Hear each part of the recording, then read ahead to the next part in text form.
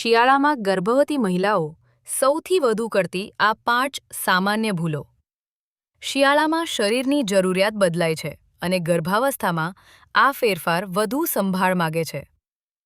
અતિ ઠંડા ખોરાક અને આઈસ્ક્રીમ જેવી વસ્તુઓ લેવી.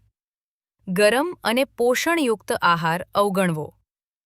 શિયાળામાં તરસ ન લાગતી હોવાથી પાણી ઓછું પીવું. લાંબા સમય સુધી એક જ સ્થિતિમાં રહેવું. થાક અને તણાવને સામાન્ય માનવો.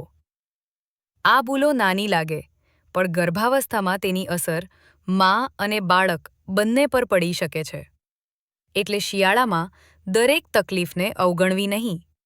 દેવ હોસ્પિટલ અને સેવન્થ સેન્સ હોસ્પિટલ, ગર્ભાવસ્થાની સુરક્ષિત કાળજી માટે વિશ્વસનીય સહારો.